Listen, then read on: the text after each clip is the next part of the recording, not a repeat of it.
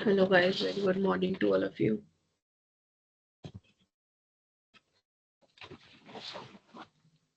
Good morning. Good morning.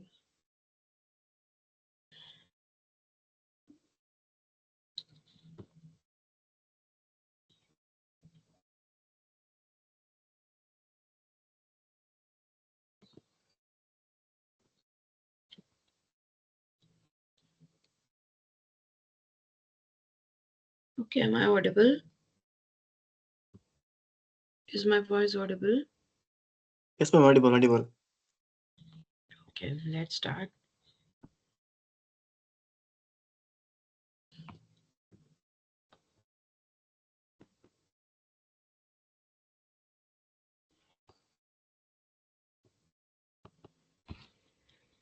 Okay, so user management was completed now. We had to start another document today.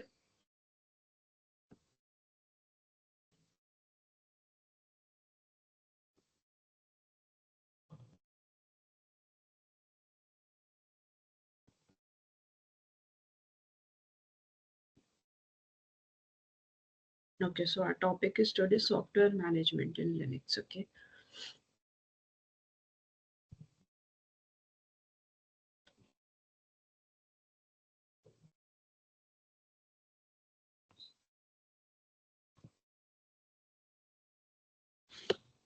Okay. So what do you mean by software management? Okay. Software management in Linux OS is the process of installing, updating, and uninstalling software applications. Okay, and their associated packages in a Linux environment. Okay, so what we do is that we have our software ready with us. Okay, we have the process of installing, updating, and installing software applications. Okay, and their associated packages in a Linux environment. Okay, so this is theoretical part only. Okay, so wherever practical is required, I'll explain you. Okay, I'll give you the examples. So it involves the use of various tools and techniques to ensure that the software is properly installed, configured, and maintained on a Linux system. Okay, so here are these objectives: software management. Okay, in Linux operating system, to install software applications and their associated packages in a Linux environment. Okay, we need to install software applications. Okay, firstly what we need to do is we need to install software applications. Okay, and their associated packages in a Linux environment. We need to update software applications. Okay, and their associated packages in a Linux environment. When then we need to uninstall software applications. Okay, and their associated packages. Then we need to manage the dependencies. Actually what happens is that firstly I'm installing something, suppose. Okay, so suppose I'm installing some part. Okay, I'm installing something, so some dependencies are also there, that these things also need to be installed before installing this. Okay, so we need to take care of those dependencies as well. Okay, and their associated packages as well. To manage the configuration of software application and their associated packages. Configuration also we need to manage. Okay. To troubleshoot issues related to software management. Okay, we need to troubleshoot issues. Okay, means we need to rectify the issues also which are related to software management. Okay.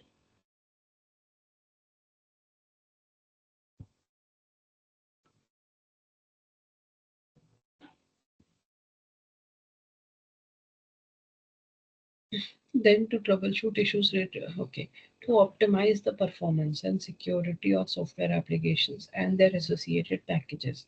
Okay, so we need to improve the performance also. Okay, we need to improve the performance and security also.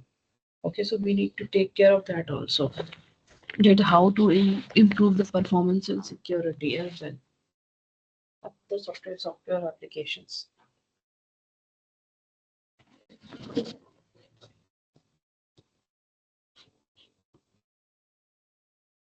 To ensure that software applications and their associated packages are compatible with Linux environment.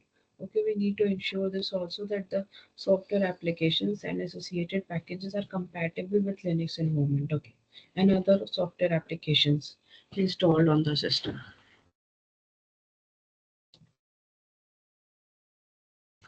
To ensure that the software application and their associated packages are properly licensed and comply with legal and ethical standards. To ensure that software applications and their associated packages are backed up and recoverable in case of system failure or data loss. So, tools and techniques for software management in Linux.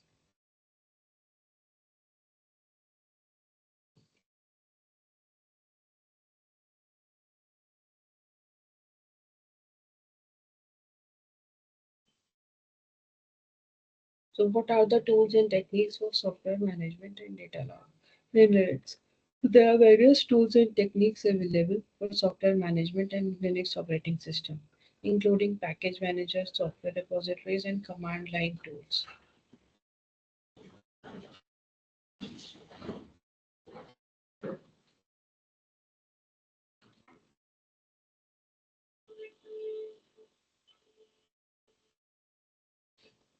Okay, so this is package manager. Okay, so what do you mean by package manager?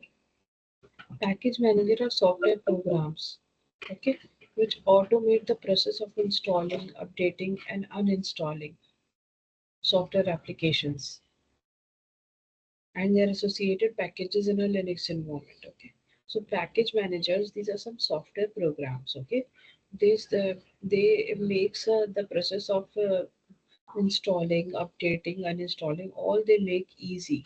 Okay, and their associated packages as well.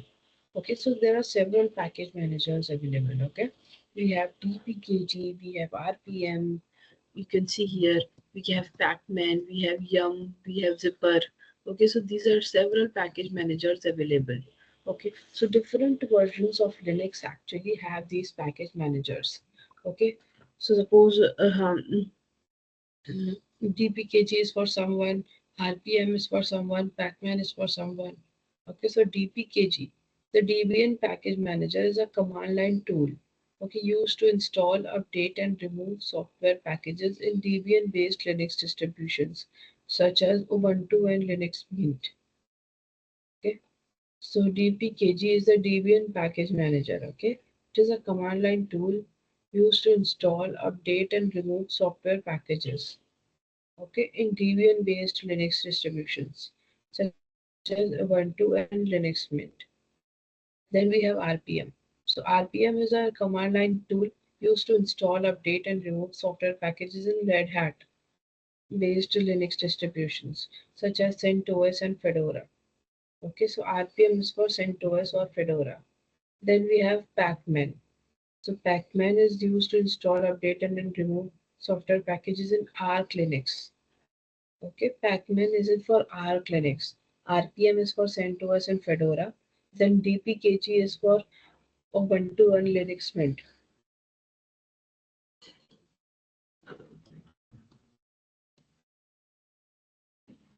Then we have Yum.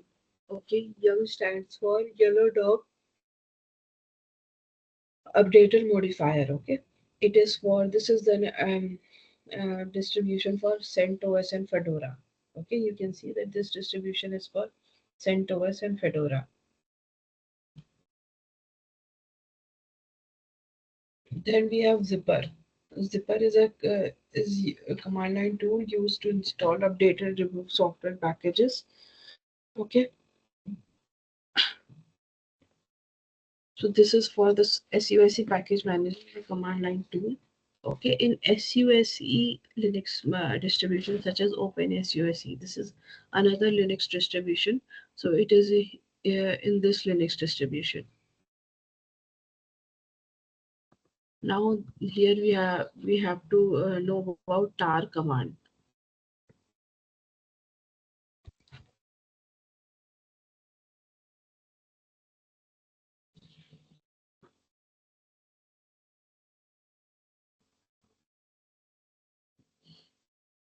So anybody knows the star command? Anybody has any idea what is the star command? Nobody? Okay. Actually, what happens is that tar command stands for tape archive. Okay. So tar command, what do you mean by tar command? Actually, what it is that we have very, very big data, very, very big file. We cannot send them across the network, or it will take a lot of time sending them across the network, or we are threatened with, of the encrypting of that they cannot be that um, encrypted part we need to send that in the encrypted format. Okay, all these things we need to take care of. So what we do is that in order to take care of all these things, we compress these files. Okay, so that the what happens is that the suppose I have a very big file of 100 MB. Okay, so this compression is almost done to 50%, 70%. So that it becomes a 30 MB file, and it is sent up easily across the network. Okay, now the one who has received it can uncompress it and use it further. Okay, so TAR stands for tape archive. It is used to create, archive, and extract the archive files. Okay, so it is used to create the archive and extract the archive files. The tar command in Linux is one of the important command which provides archiving functionality in Linux. Okay, so we can use Linux tar command to create compressed and uncompressed archive files and also maintain and modify them.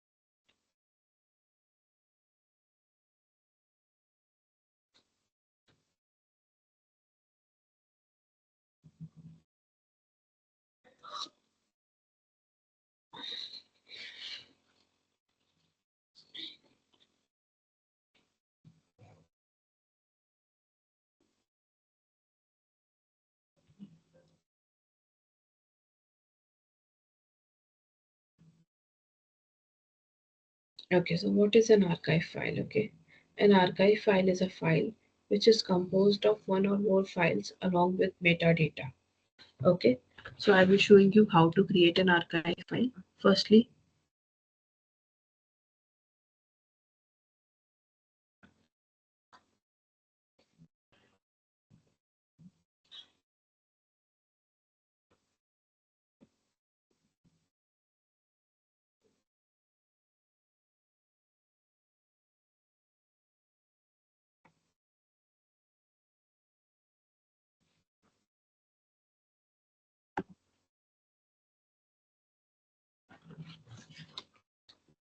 okay, so let me show you how to create an archive file and zip and all.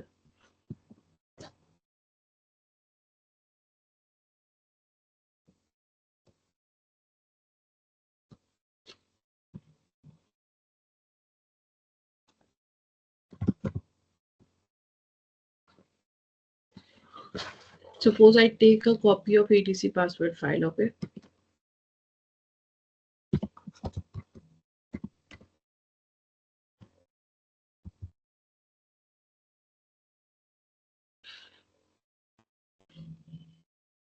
ar.txt, suppose. Okay.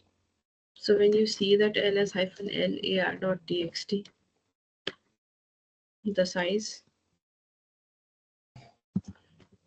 so it's around 3 KB file. It's not such a big file. It's around 3 KB file, okay? So what we do is now we create a tar file of it. Okay. Okay, so here it is creating a tar file, okay, of multiple files. Okay, there are .c files. Okay, multiple .c files. It is creating a tar file of it. Okay, so what I do is I go in this our batch file. Okay, here. So here you can see there are multiple sh files, okay, or txt files. So I will be making the tar of all these txt files here, okay. So here you can see this is the option tar hyphen cvf. C stands for create, V stands for verbose, and F stands for full listing. Okay, create means creating of the files. V stands for verbose means whatever the things are going on while tarring, please explain it to me. Okay, and F stands for full listing. Okay, then this is the name of the file. Okay, and whatever we need to do is that asterisk dot c. It means the all the dot c files in my current directory. Okay, so what I do is star hyphen cvf. Okay, I want to give the name. Suppose I want to give tar dot. Okay, so it is giving the name file dot tar. Suppose I'm giving the name file dot tar only. File dot tar. Okay, and I want all the dot txt files. Okay, so you can see all the dot txt files have been tarred. Now let's ls. So you can see no file you can find of dot txt. Oh, we have this dot txt files. Now what I do is I want to see ls-ltr. This is my file dot tar. Okay, which is ready. Okay, now you can see the size.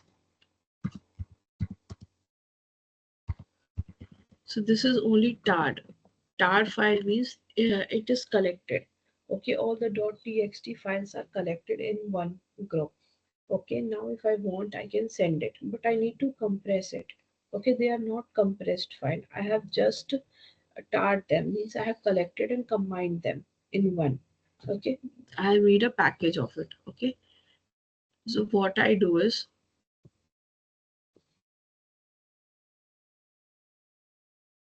I have to gunzip it. Okay, gunzip it means I have to zip it. Okay, so let's do it. So tar hyphen cv.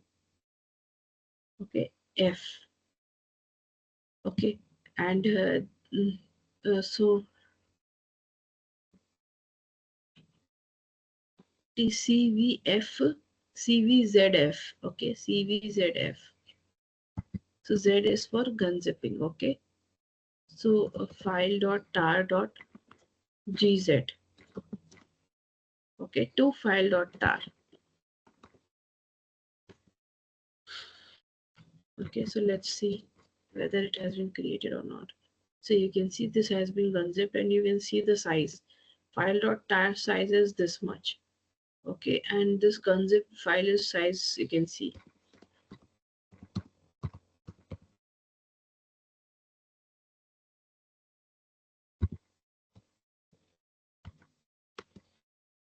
You can see this is my 20K file and it is 715 bytes. Such a small ratio. Okay, so this is how the unzip is done. Okay, so Dot tar. unzip, what does this mean? Yes. So I'm just having trouble understanding that tar is that compressed file and gz is also a compressed file. What is the difference? I mean, what is the difference and similarities between these two? Tar is not compressed. Tar is that we have collected multiple files and made it into one. Okay, tar is the Okay, got meaning it. like this, that we have connect. Yes, and compressing is done by this gunzip. Okay, you can see that the file dot tar. This was the file dot tar. Okay, and this is gunzip file. This has been zipped. Okay, so that the compression has been done. Whatever amount of compression it has been taken. Okay, so this is gunzip file. Is it clear? Yes, yes. Thanks, Sonali. Okay. Okay, so this was now if I want to extract my file, suppose I have sent it to another user. Okay, file.tar has been sent to me, sent by me to another user. Okay, this file.tar. I need, suppose I have sent it. Now, how to how this user will know whatever files are there. Okay, and so what to do in that case? Okay, So what we do is, suppose I try sending it to somebody, okay?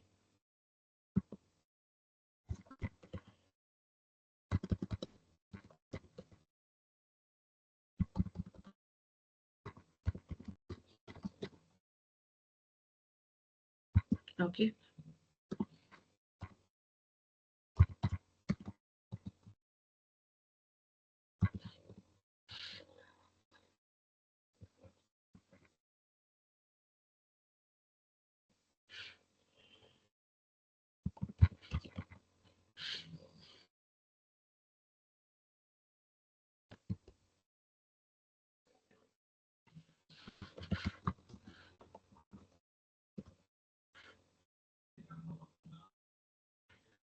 Okay, let it be.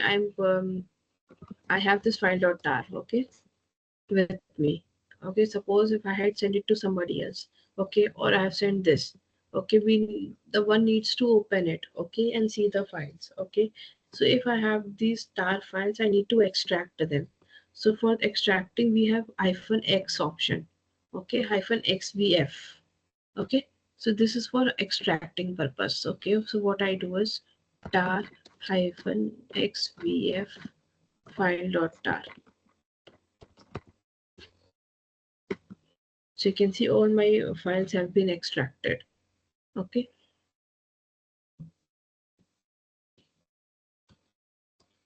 If I have to gunzip means extract from the gunzip file. Okay. So I need to do xvfz. Okay.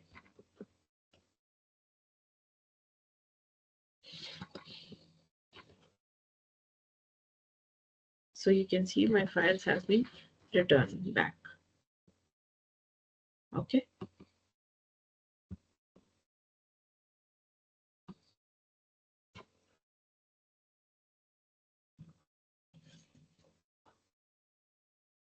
Okay, so compress, compress, I have already taught you how to compress the files, okay? So this is another that how to compress, but compression is not that much popular these days because it does not do that much amount of compression. It does around 30 to 40% of compression, but concept, okay, does around 70 to 80% or 50% is the priority. Okay, so concept is most widely used, okay?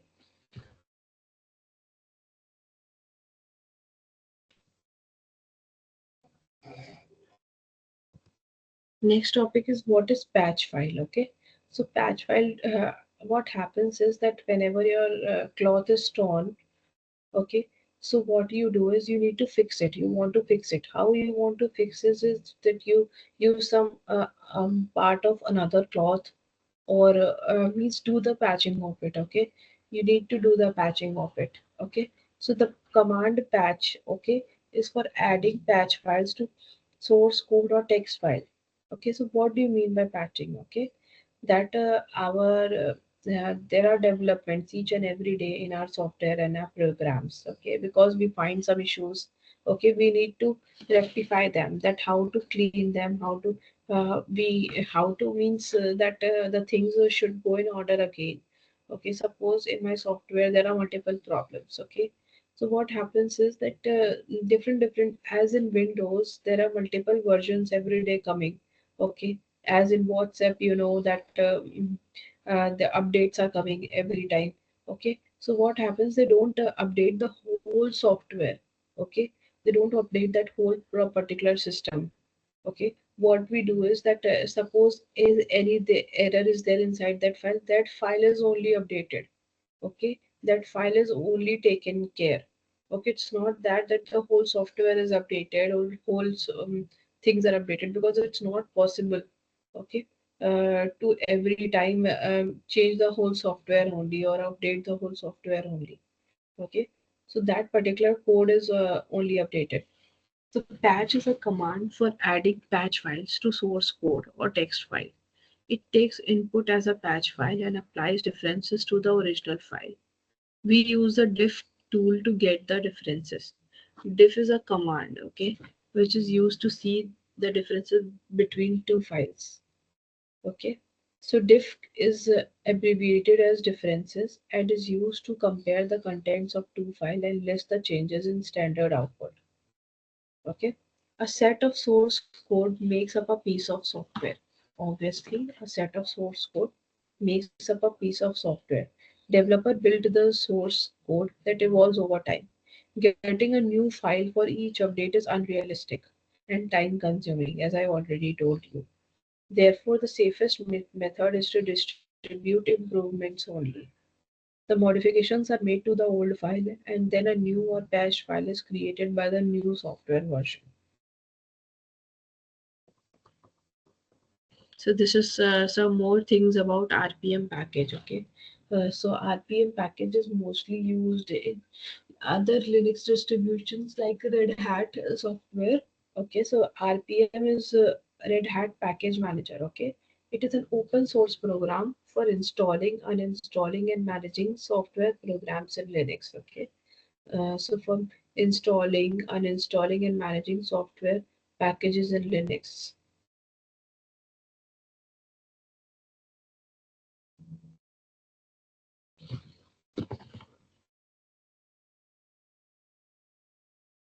So what are the advantages of RPM? Okay, so these are some advantages of RPM.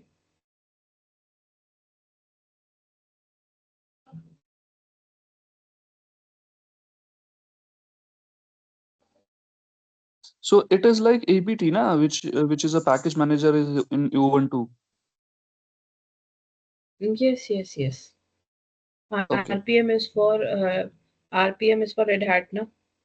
okay, okay.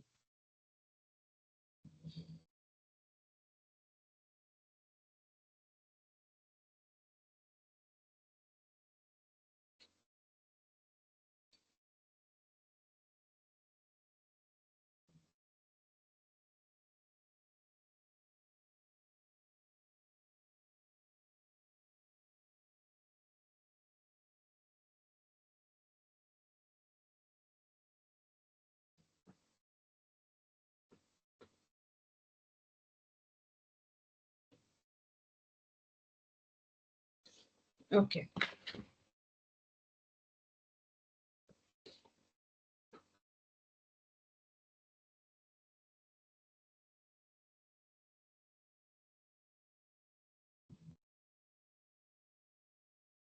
Advantages of RPM include straightforward program installation and uninstallation, automatic installation, and ease of updating programs originally installed with RPM. Okay, and availability of versions for most distributions of Linux. So this is RPM. Okay, it includes straightforward program installation. Okay, uninstallation, automatic installation, everything. Okay. Limitations that have been mentioned include lack of backward compatibility or inadequate documentation of certain programs. But not much documentation is there of certain programs. Okay, and a relatively steep learning curve, which means that the learning part is not that much available. Okay, so which makes difficult for installing purpose. RPM maintains a database of installed packages, which enables powerful and fast queries.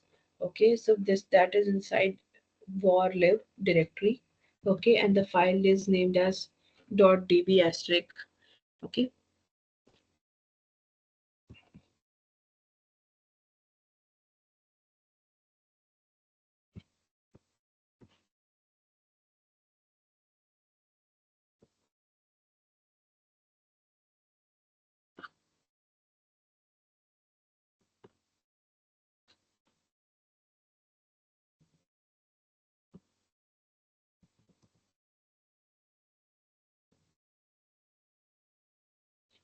okay.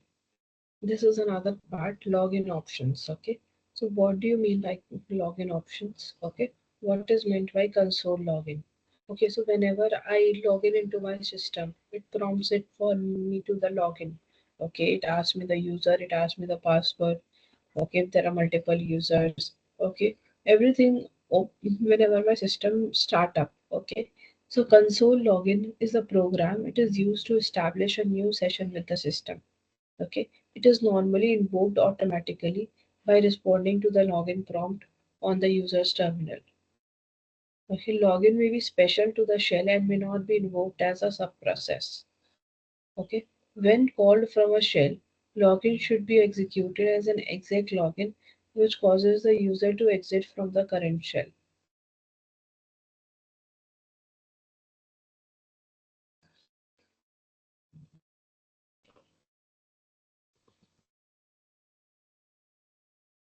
Attempting to execute login from any shell, but the login shell produces an error message. Okay, so the user is then prompted, obviously the user is then prompted for a password.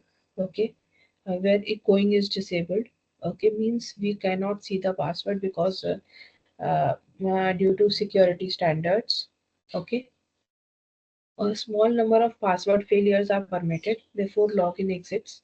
Okay, and the communication link is severe. If password aging is enabled for your account, okay, suppose the password aging is enabled, okay, you may be prompted for a new password before proceeding. Password aging means that for some amount of time only the password is valid for 1 month, for 6 months. After that, you need to change the password. That is known as password aging.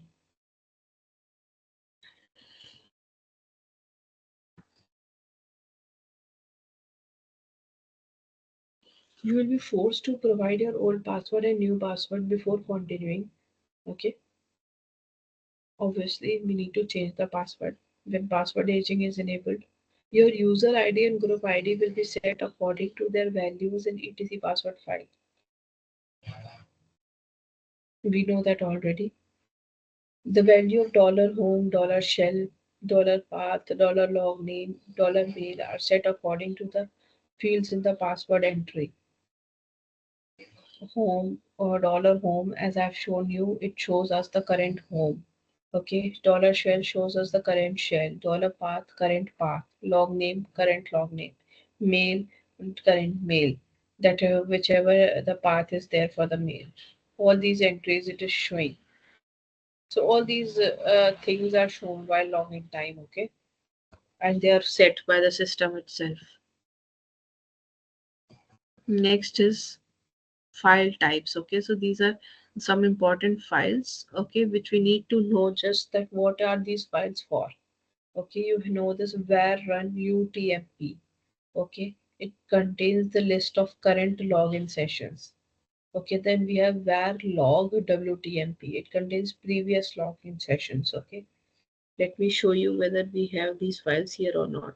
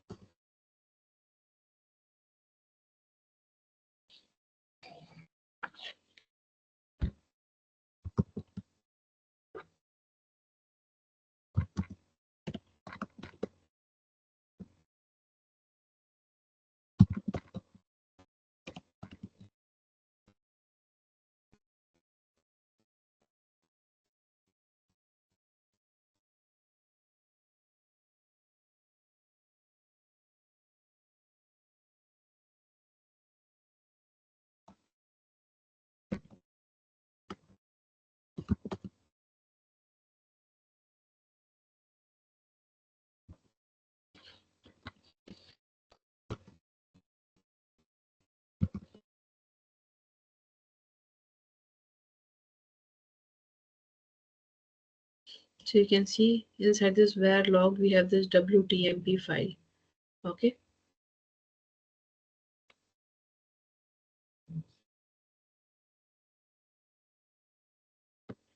and var run, inside var run we have this utmp. Let's check.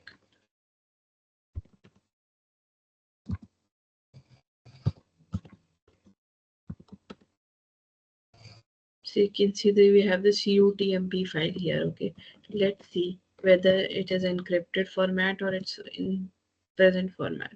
Okay, it's in encrypted format. You can see these things, which shows that these are encrypted format. Okay, etc password contains the user and account information. etc shadow, it is the contains the system user or secure user, means the passwords. Okay, cd slash etc. Okay, so vi shadow, if I do vi shadow file, so you can see, because it is, you can see at the last it is permission denied. Okay, because this is system files. Okay, admin files, we cannot see them directly. When we have etc memo.tt, okay, system messages of the day file. Okay, then we have etc no login. Okay, prevent non-root users from logging in, means all users cannot log in.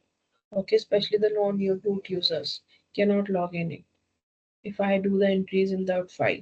Then we have etc tty type. It contains the list of terminal types.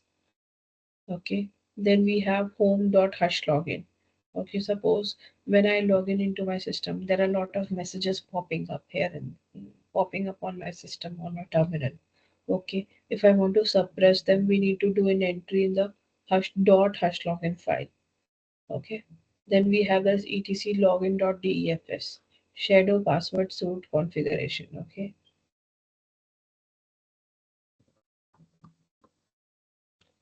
so these are some related commands of it.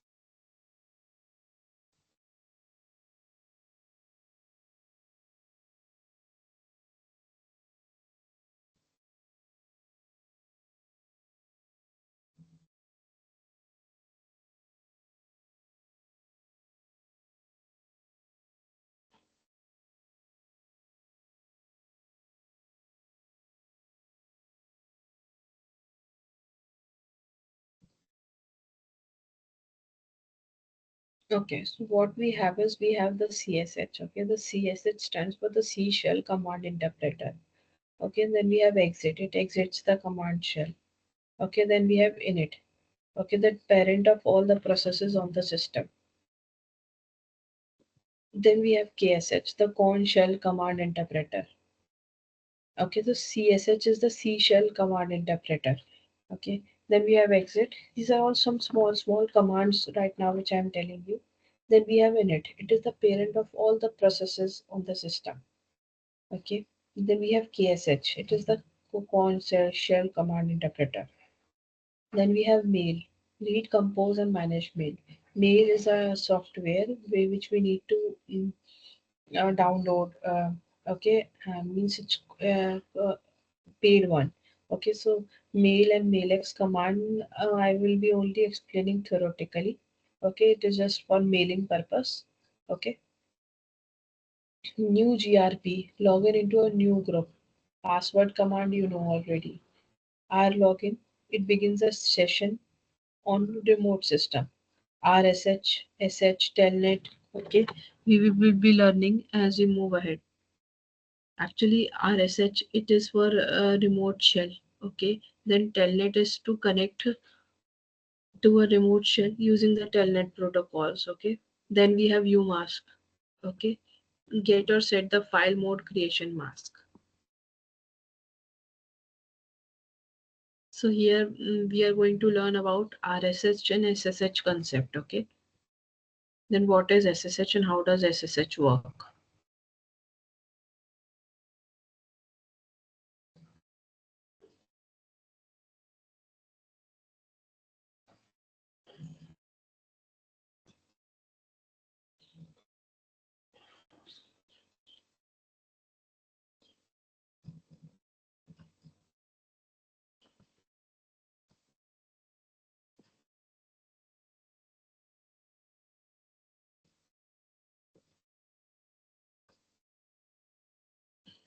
All of you please read this. I'll be back in a minute. Okay.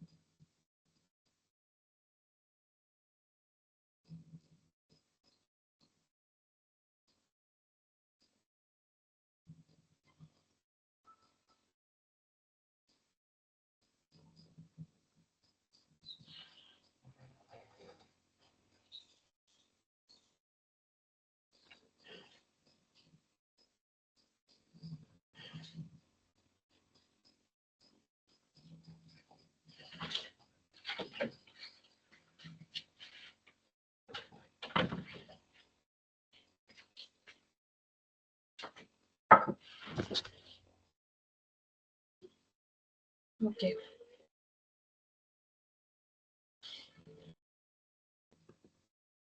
So anybody understood what is SSH?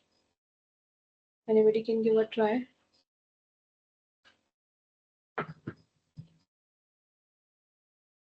So, Sonali, actually, I have worked on SSH as well. SSH is for connecting to a remote system, and it is used like if I having an IP address of the remote system, so I will be using like 192.0.18 or whatever the IP address is, and I will proceed like. And Yes, it is a protocol, okay, which used to connect securely to a remote network, okay, yes, or a server by using the text-based interface, okay. So it is we call it secure shell, okay. It is highly secure network, okay. So you have worked on SSH in Linux only? yes, in my last organization, I have worked with SSH. We used to connect to Okay, the okay. we used jump servers to bypass passwords which were there in the servers. So yeah, we have used that. I have used that. Okay. It means you are aware with Ubuntu or any other Linux version. It was Red Hat only. I mean, it was pretty basic. It was just for monitoring and maintenance, but there wasn't Okay. any development. But yeah, I have used that. It was Red Hat. Okay. So what else have you used other than SSH? I mean, Telnet, FTP. FTP I have not used. Telnet I have not used. We if for Because I was into monitoring now. So what I would do generally every day, we had to connect to the remote servers and check. We There was a list of files which were supposed to come on our servers. So if there is any file missing, I will go to the remote server, search for those files, and again, um, uh, you know, what do you call that? I forgot that command. We need to send those files to the our landing servers, and again restart the applications which were supposed to run at the scheduled time. Okay.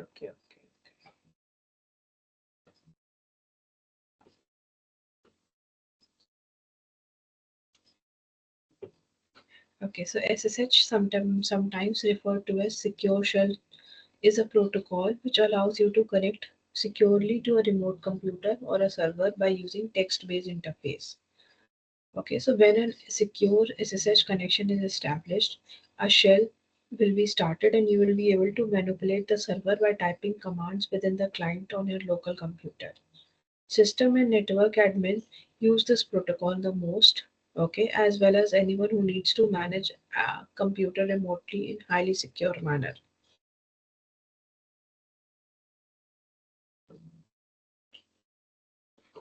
So how does SSH work?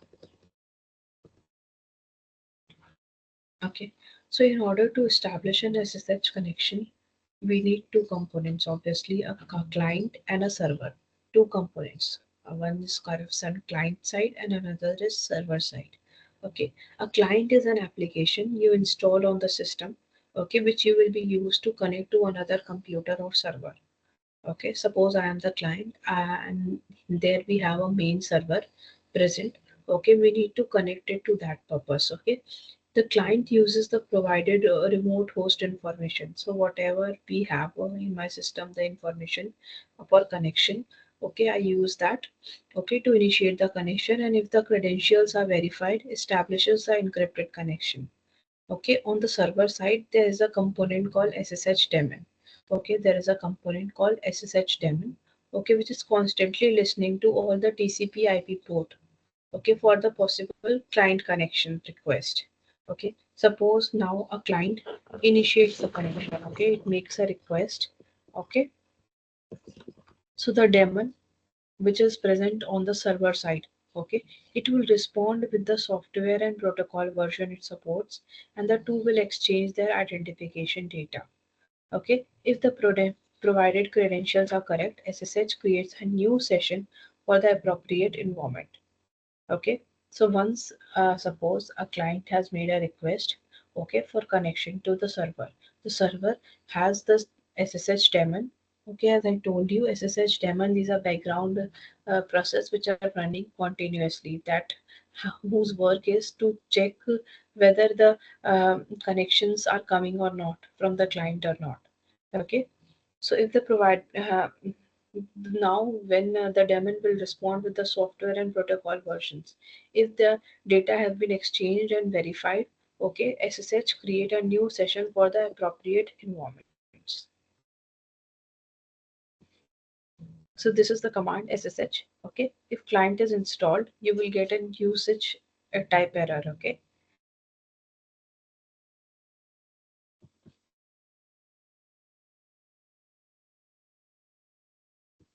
so this is for clear installing the client purpose. Okay, sudo apt get installed in client when we want to install.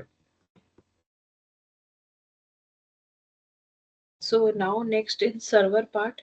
Okay, so we need a client server model to show you the practical of this. Okay, if SSH server is installed or not. Okay, check SSH localhost. Okay, so connection refused. It means that we need to install the package.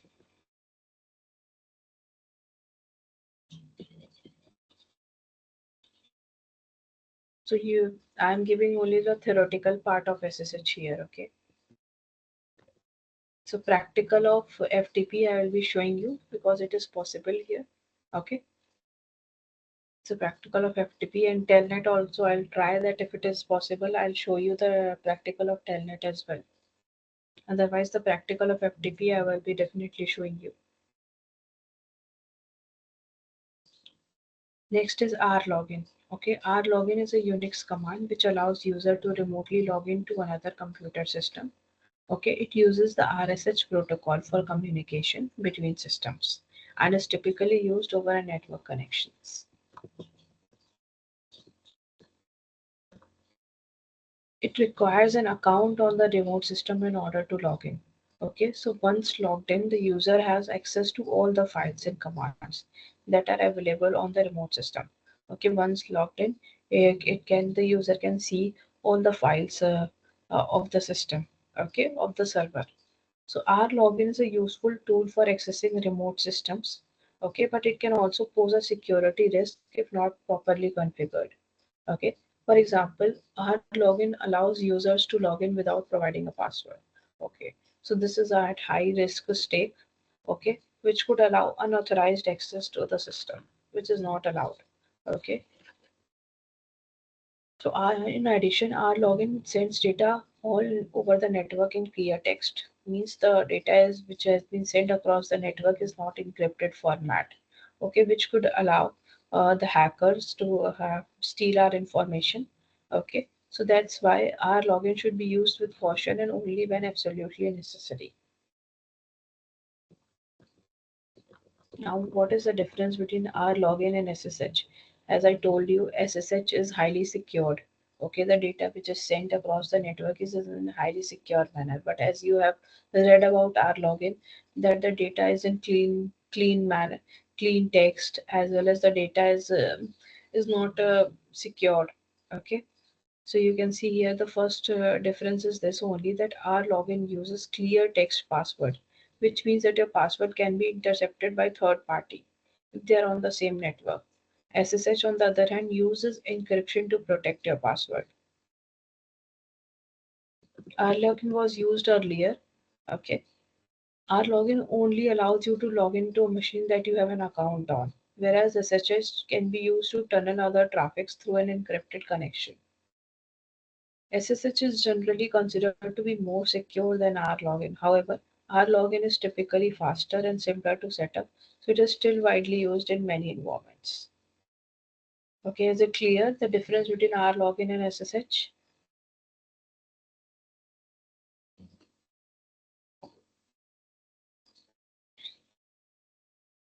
Is it clear to all of you?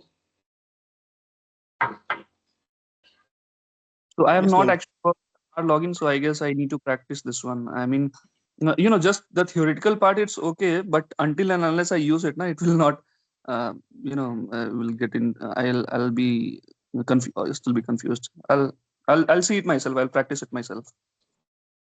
Okay, so if you practice, which part you'll practice? Our login. Okay, our login. If you practice and if you get the practical done, so please share it in the group as well so that others can also do it. Okay. Yeah, I'll do that. Yeah. Okay, dear. Thank you so much, guys. Okay. Thanks, Sonali. Okay, dear. Bye bye, all of you.